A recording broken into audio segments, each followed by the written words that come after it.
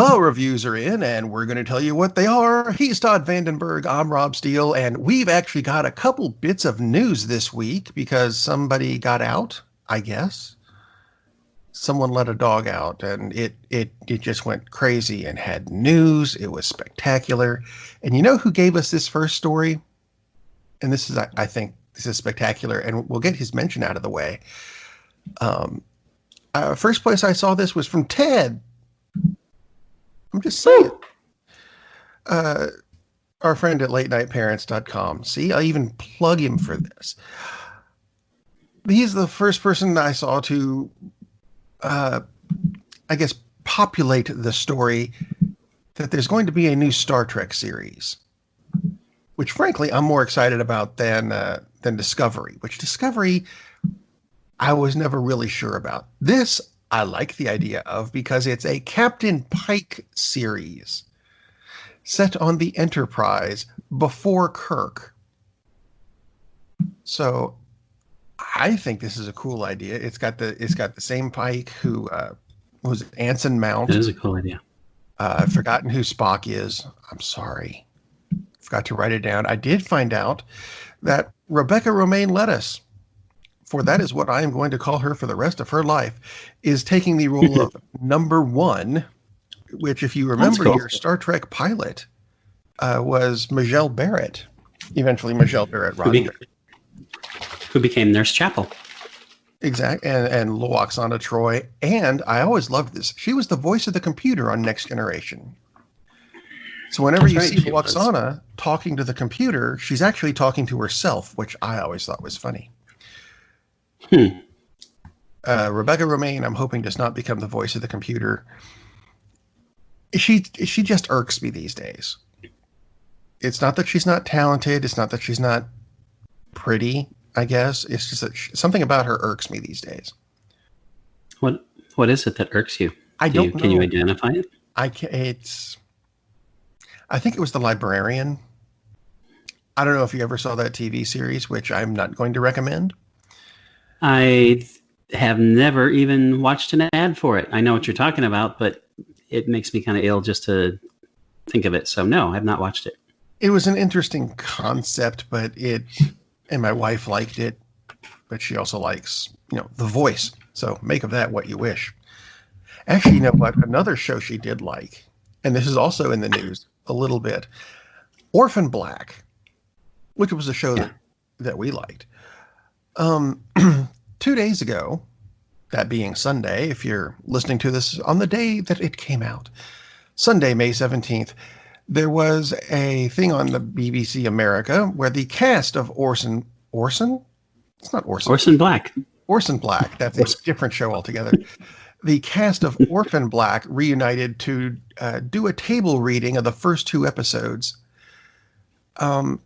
as a charity thing for, let's see, what is this called again?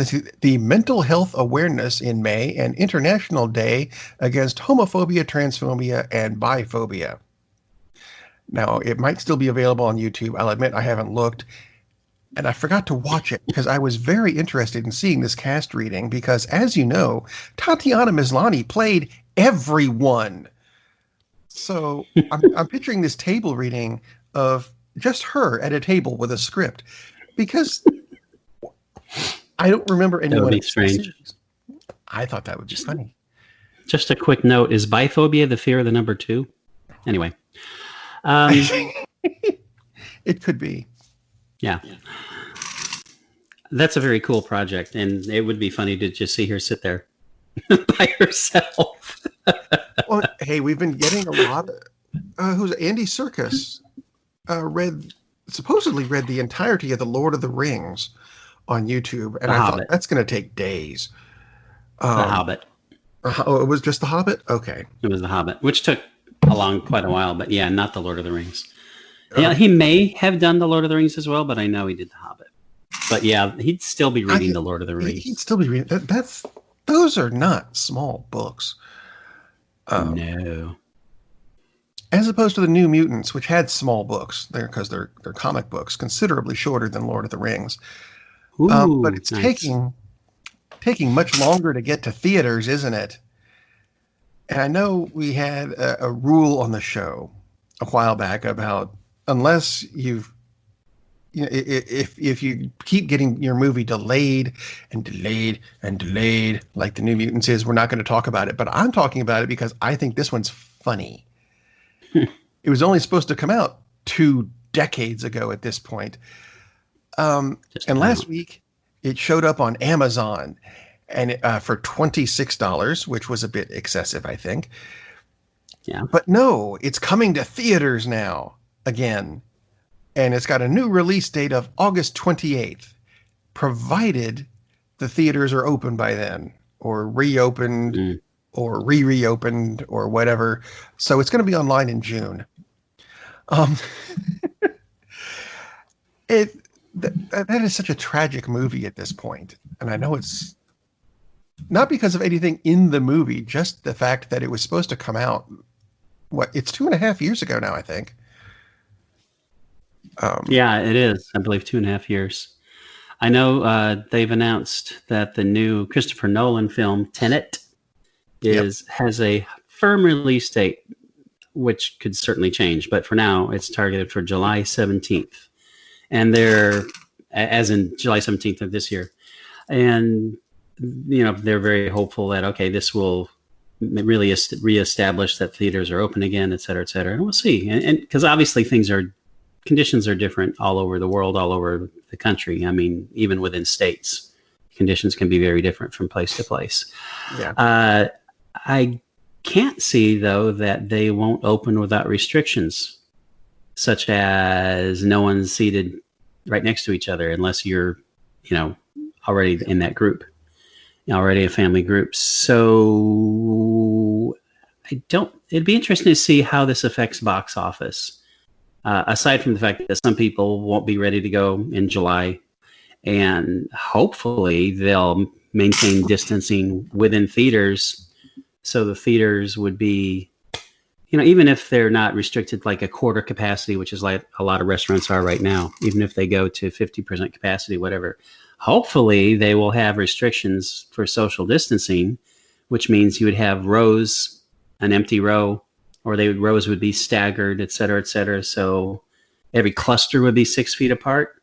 I mean, at most, I don't see how you could get more than a theater 2/3 full, even if everyone wanted tickets. So I can totally see everyone wanting to get back to business, all the rest of it. Although probably we could spend money on bailing people out instead of making super duper weapons for the Space Force, but that's a different discussion for a different show. So yeah, it'll be interesting to see what happens with Tenet, and especially what happens with our favorite movie, which will never ever come out, New Mutants.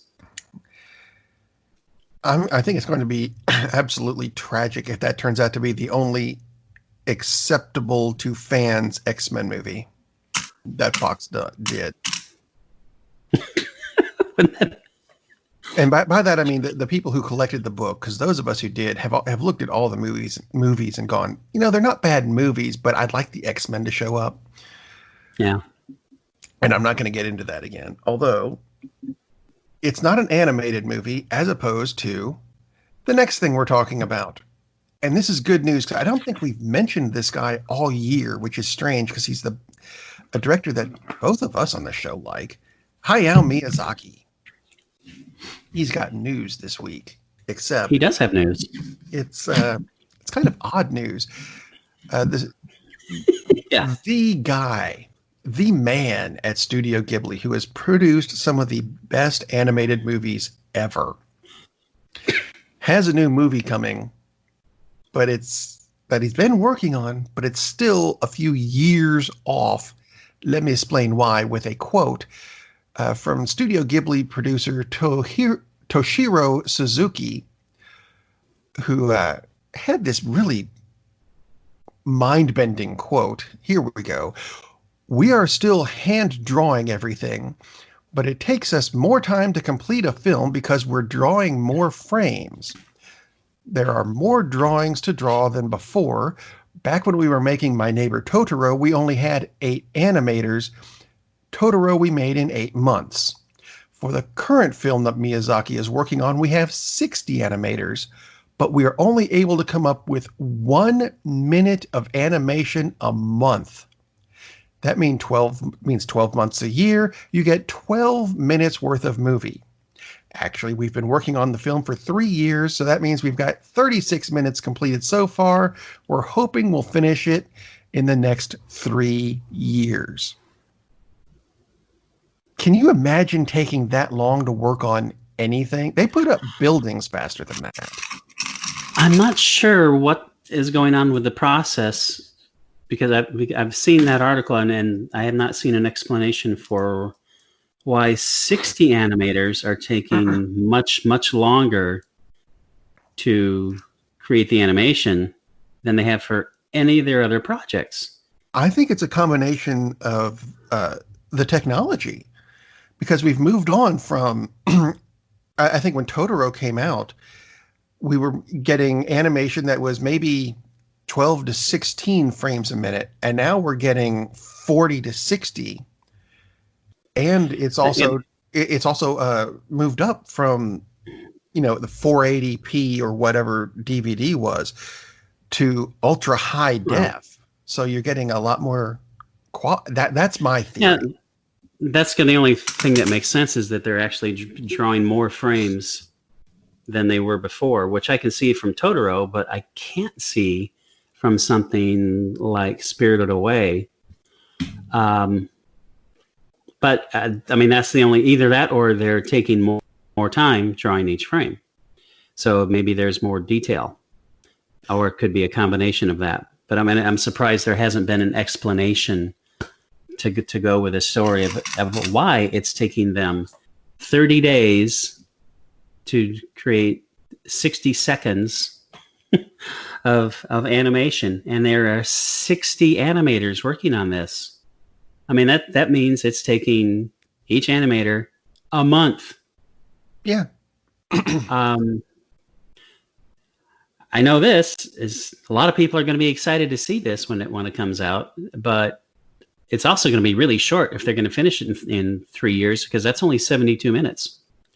So either get more animators going, guys, or something, because this is a long way off. It's awesome news, but it's also kind of like, seriously, come on. But here's the big question: will it come out before New Mutants? Oh, it definitely will come out before New Mutants, even if it's a 4-hour movie. The world could really use a Miyazaki movie. And the fact that we're going to have to wait years for it that's the only thing that's sad about this story. Yeah. But oh my gosh, come on, guys. Hire, I don't know, another couple hundred artists. And of course, they all have to be really, really good. But, still, we need this. Please get this done, Miyazaki-san. Actually, things we need. And this kind of leads into my next review, because it ends up with a things we need thing. And I know I mentioned it a couple weeks ago. It's another animated thing called Ghost in the Shell, the Standalone Complex 2045, also known as Season 3. I finally got to finish it this week. And I do have a few things to add to the previous review, which was good. And I still like it. But there's a few things here. I did see, and I'll tie this together. I saw Stevie Wonder on TV this week because it was his birthday and something happened with that. I think he's like 70 this year. 70. Yep. I'm pretty sure Stevie Wonder might have directed some of these bits of Ghost in the Shell. Because I'm sorry to hear that. I mean this with all the love in the world. It was a bit beyond dark. Now, I understand this. There was a couple episodes where this covert ops team was doing something at night in a place that doesn't have street lights, and you break into a house and you don't turn on the lights. And they've all got cybernetically enhanced eyes so they can see in the dark. That does not mean, for those of us trying to watch this, you just let the subtitles run and you don't render anything, you don't draw anything, you just leave the screen black. And it turns into a radio drama. I mean, how dark was this? It made some of those scenes from the Titan series look positively vibrant. I mean, something is happening. I thought my TV had gone bad. I turned the brightness all the way up, and I still can't even see shadows. Nothing is there. So I'm wondering, did you guys forget to render this bit? Saves a lot of time on animation. Well, I mean, or animation, either. I love the story, and I'd love to see it too. I mean, otherwise, you may as well just be doing a podcast like we are. It's a thing. Anyway, the season is only 12 episodes as opposed to its normal 26, or is it?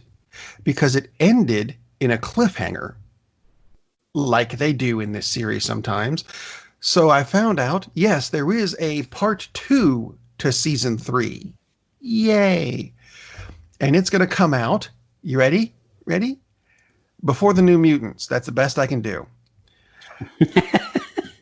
There is no date for this, but it's got a really good storyline concerning what they're calling post-humans, which are, if you've ever watched any Ghost in the Shell stuff, it's cybernetic people, only the cyborgs don't have regular cybernetic brains. They've somehow merged with supercomputers.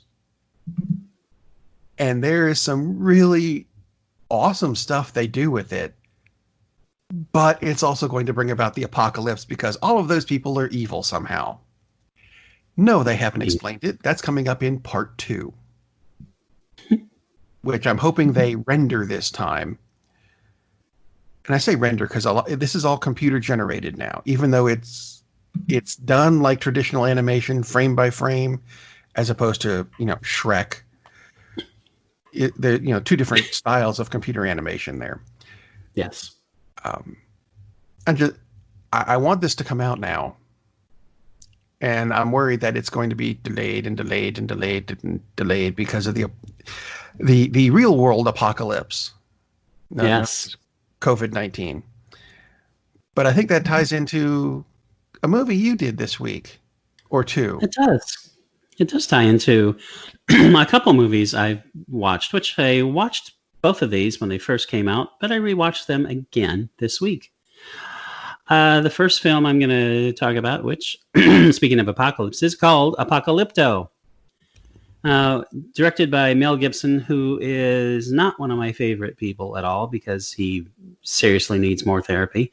But this may be the best movie that he's directed, and he's done some really good films.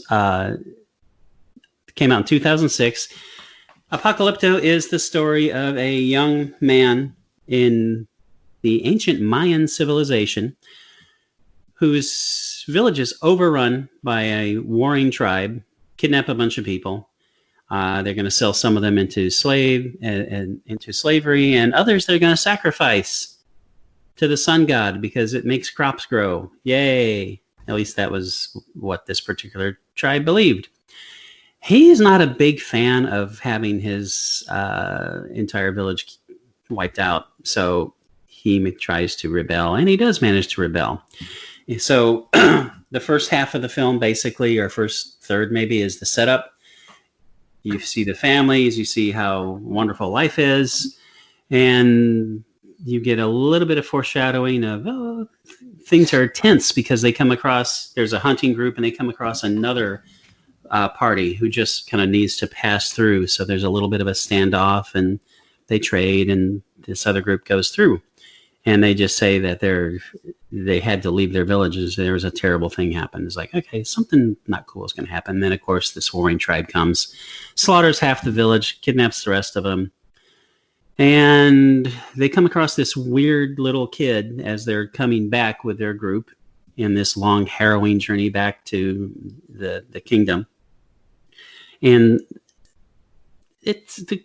I think they cast this actress as too young because she's supposed to be really speaky. She is speaky because she's saying words. And by the way, all in Mayan. The whole film is in Mayan, which is one of the best aspects of it. So yes, you'll have to deal with subtitles, unless you know Mayan, which would be cool. She's a little young, though, because she's not that convincing as she's giving these spooky pronouncements of, their impending doom. So it's a little like, for me, it wasn't quite as spooky as it should have been. But it works, just not as well as it could have. So impending doom does come. I'm not going to say how he gets away from the moment of being sacrificed, but he gets away. And then it becomes a chase movie for at least the last half of the film. The angry warriors are chasing after our hero, whose name is Jaguar Paw. The actors are all, I'll just say, unknown to me. This was filmed in Mexico, and there is no whitewashing. There's no Caucasian dude dressed up to look and brown painted to look like he's Mayan. So everybody in it is of a, let's just say, Latino persuasion. Acting is excellent. I mean, we're not talking about Long Day's Journey to Night or something, but for an action picture, which certainly has a lot of dramatic overtones, acting is excellent. Rudy Youngblood plays Jaguar Paw, who is your protagonist. A gentleman by the name of, and I'm looking for his name now, and his name isn't coming up. And why isn't his name coming up? And it's like, I'll find it in a moment. There we are. Thank you. Raul Max Trujillo is the leader of the opposition. He's the head warrior of the Mayan kingdom. The action scenes are terrific. Basically, again, it's this long chase through a rainforest. And there's the drama of the fact that he's left his wife and child behind, Jaguar Paw, back in this village because they had like a deep pit. Not sure why the pit was there, because it looked like a well and there was no water in it. But a rainstorm starts coming and he knows that pit is going to fill with water. He has to somehow escape these crazy SOBs and not lead them back there and rescue his wife, because he knows that's going to fill and she's going to drown along with her kid. So that's not a good thing. So you have this time frame pushing the entire time, along with the suspense of just the fact of how can he possibly get away from these literally bloodthirsty warriors who really, really, really want to kill him for lots of reasons. So it's a really good drama. It's a really great chase movie. Acting is terrific. Mel Gibson did a terrific job with this movie, Apokolypto. It is available for free if you have Amazon Prime. Highly recommend Apokolypto. Excellent movie.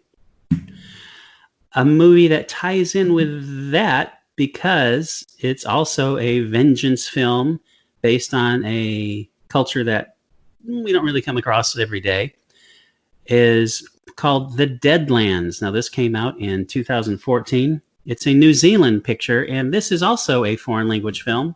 This is entirely in Maori. So again, get over the fact that you can't deal with subtitles. You got into reading a lot this week. Yeah, I did a lot of reading this week. And again, this movie I watched when this first came out. Somewhat similar, actually pretty similar tale. This is a young man who is in and again, this is an older culture.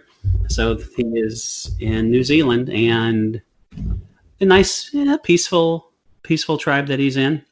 They have another warring tribe, and they've established kind of a very fragile peace. Well, the son of the chieftain of the more warring tribe isn't really happy about this. He'd rather just kill people because that's going to bring him a lot of glory to his ancestors and give him good standing. So he sets up this. Basically, he sets up an excuse to attack the other tribe and blames our young hero for it. So there is another slaughter of another village, and there's another young guy who gets away, and he goes off looking for help. Now they set this up by saying his father is talking about there was one area called the Deadlands where there used to be a village. People were super happy, and then one day they all just disappeared. And there are rumors that there is a demon that lives in the Deadlands. And he learns that this demon is incredibly powerful. And if you convince the demon to help you, the demon may give you assistance. So, of course, he thinks is like, this is the only way I can get vengeance for the slaughter of my tribe, because most of them are dead. That's not cool. So he goes off on this journey to the Deadlands to find the demon, knowing full well that the demon may just decide to kill him and eat him, because that's what the demon does. He makes the journey. He finds the demon. They talk. They nosh a bit. I'm not really going to talk about what they eat, but not the best things that you might want to eat.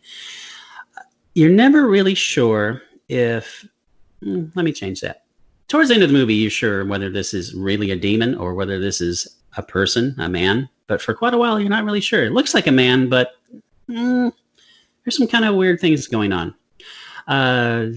There are very cool scenes where our young star is talking to his name is Hongi, or he's talking to his ancestors and asking for guidance. That's how he finds out, he needs to go find, the warrior, the demon.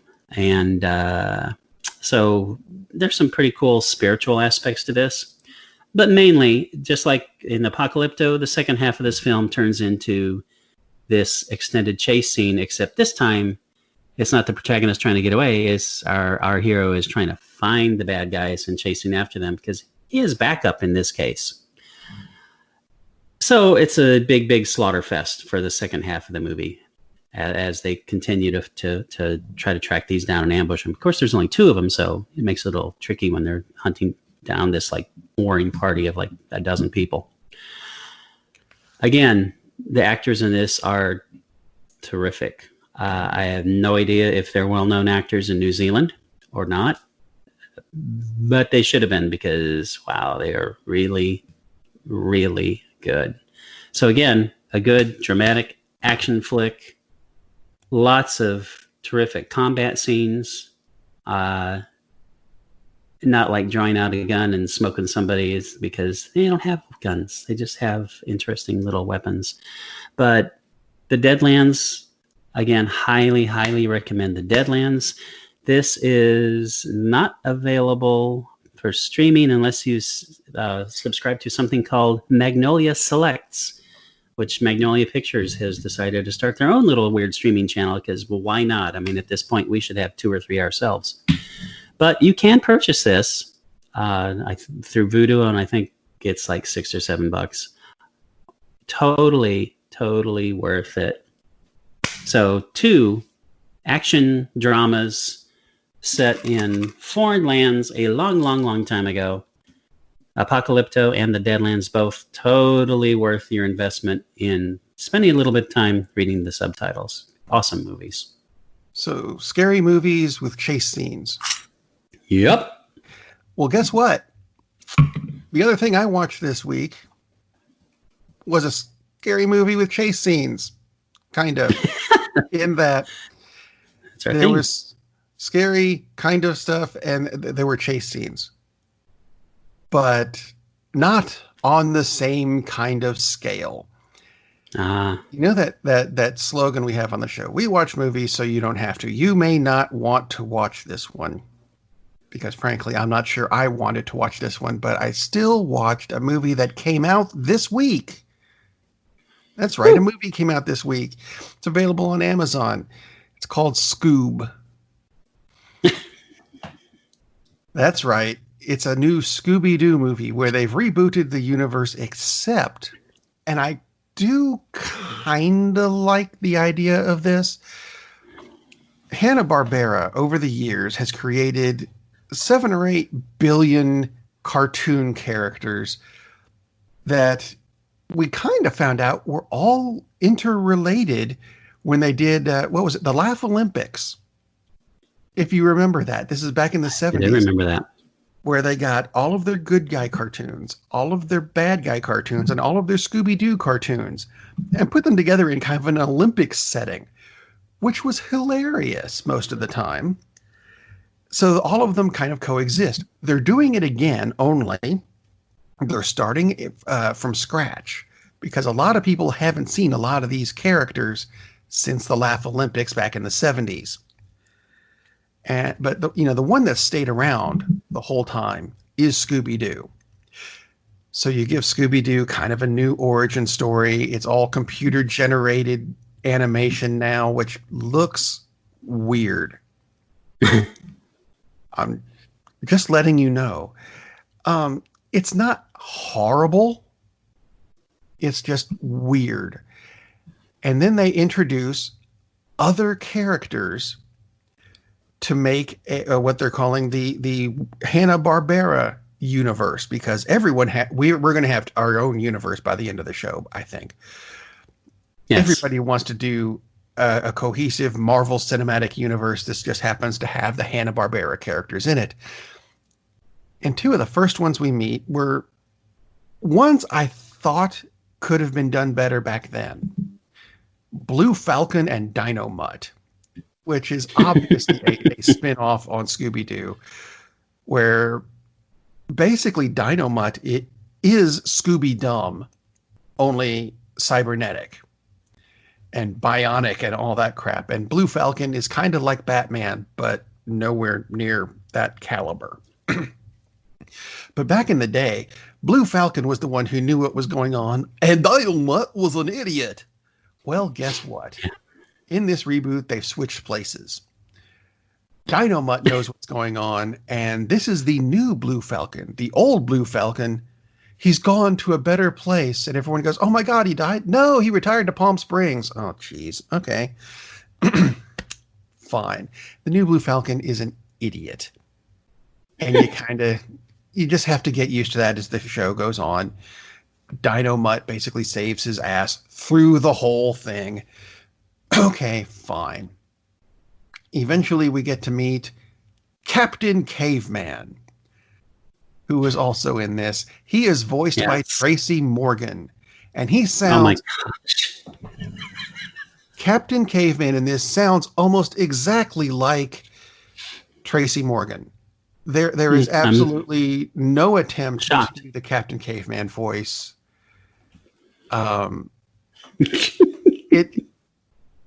my God. It for me, it did not work.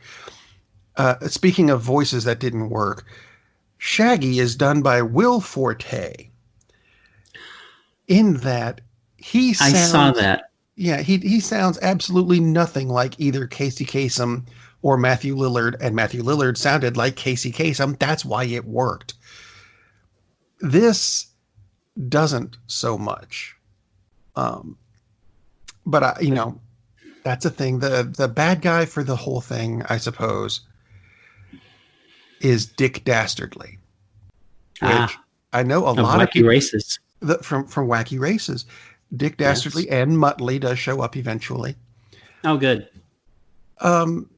But he's your main bad guy. I don't remember if his voice sounds the same because, quite frankly, Wacky Races was before even me. Therefore, we have to rely on Todd for this information. Or Boomerang, which I hear it's still on, but I never got around to... Isn't that where... What was it? Penelope Pitstop? Yes. Which sounds like a porn movie. Probably was. Anyway. Probably was.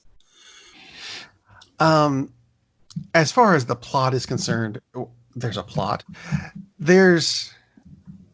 Dick Dastardly is trying to resurrect some stuff from ancient Greece. And you know what? Just go with it. I'm going to tell you that there is a semi-fake ending that is probably the most hilarious thing I've seen in a movie in a long time. It's a mask thing. I'm not going to tell you what it is, but that's incentive to sit through it, because this isn't for you, probably. This is for the kids. Will the kids like it? Probably. But there's a catch. In order for you and the kids to really like this, you have to have no experience with Scooby-Doo. Nothing. Now, I have decades of experience with Scooby-Doo.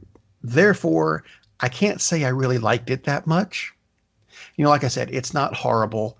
It is watchable. which is not the highest praise you can give a movie. Parents are going to want to set this up on Amazon Prime, where you can get the movie streaming now, and you're going to press the play button, and then you're probably going to leave the room after the IKEA joke that was in the trailer. Because who didn't watch that and go, okay, that was funny. That was a good joke. I'll wait to see if that comes about, and if there's anything funnier than that. The answer is yes, there is. It's that fake ending I mentioned, which is a hell of a lot funnier than even the IKEA joke. So wait for that. That's about 20 minutes in. Then you can leave the room for about an hour. The kids will be fine. You can go in the other room, get some reading done, some sewing, some cleaning, whatever you're doing. Then come back for this fake ending because, oh my God, it's funny as hell.